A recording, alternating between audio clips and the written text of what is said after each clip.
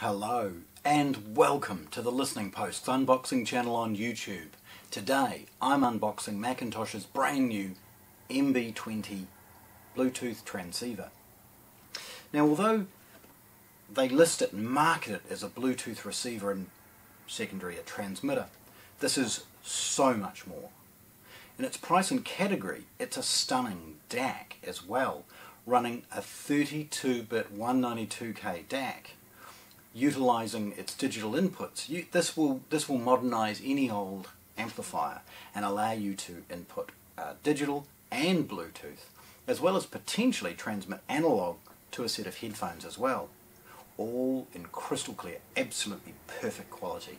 So this is by no means just a Bluetooth receiver, it's so much more. Right, let's have a look. Macintosh.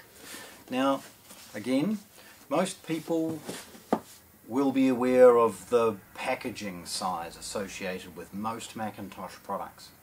This little product is sort of packaged like it's a small accessory, rather than the competent source device it actually is. Nevertheless, like all of the larger boxes, there's some basic shipping information, a brown box, a scannable model and serial number and a white sticker, and then it's sealed with Macintosh's classic factory tape. Opening this, really straightforward. Cut across the seal and then the flap opens with ease. Like all Macintosh products, it's packaged to take the rigours of any freight delivery mechanism, and with that, layers upon layers of beautiful foam. The first thing we see though as we drill in is a comprehensive user manual associated with the product, its setup and how to get the most out of it. We also see some basic information about some of the other Macintosh products and an international warranty card. The closed cell foam is a simple little layer with a hole in the middle so we can take it out, which then reveals the product and its accessories inside. Firstly, we've got a USB cable and some plug adapters associated with the unit's USB. It's 5 volt high current and the USB transformer is in here. It allows this, by the way, unique, well not unique, cool, but cool and nice. If you're in US, you just simply unfold what's there. If you're like us, we fold that back down and then an adapter clicks in, allowing us to use this USB in a traditional New Zealand or Australian power socket. There's also an alternative there which we're not going to need.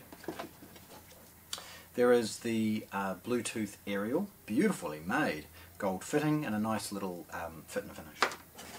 A single desiccant bag and then the unit itself. Okay. Now the product has a beautiful feel to it. It's got a weight, it's got a substance to it that you expect from Macintosh but you don't really expect to see in a product of this price.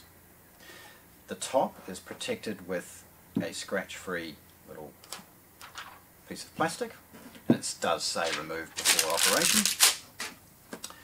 Showing a piano gloss top. It's beautiful. I mean, it's obviously Perspex or plastic, but it's just stunning as far as its reflection. The front of the unit is relatively muted with a Macintosh logo. There is a power standby button off to one side. It's basically the only hint as far as the product goes. The base of the product has 4 beautiful soft rubber feet, ensuring that once on a surface it doesn't really slip around. It's nice to see. The side is curved and part of its extruded aluminium case.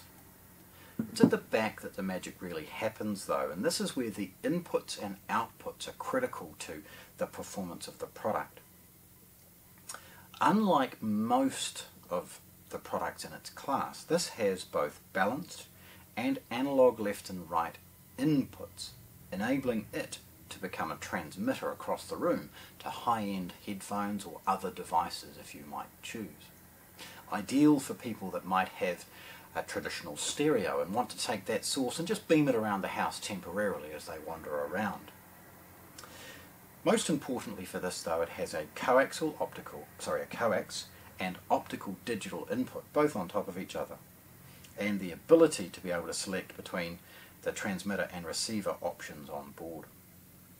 There is the aerial socket, which this easily clips in. Simple turn, and the aerial is easily fitted and will stand up in the right location.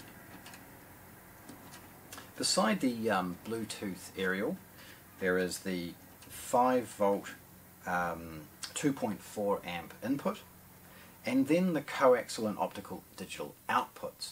Should you be using this as a Bluetooth receiver only and want to utilize the Bluetooth from a smartphone or an iPad or something along those lines, you can then output it digitally into a much higher end DAC if required. Although again, this has a wonderful feature set. I don't see many applications where a separate DAC would be required. Beside those are the most critical, and that's the analog outputs. Both RCA and balanced circuits are independent and beautiful as far as their sound quality. It features Bluetooth 5 and with that aptX HD, and it allows for streaming of all sorts of quality files. If I understand, 24-bit 192 can be transmitted via Bluetooth, and this will do a stellar job of its conversion. So, there we have it. Macintosh's brand new MB20 Bluetooth transceiver, but it's a lot more. It's their DAC, it's their Bluetooth receiver and transmitter all in one, and it's absolutely stunning. So very proud to have shared this with you today at the Listening Post in Christchurch, New Zealand. Thanks for watching. If you want to see more, subscribe to our channel.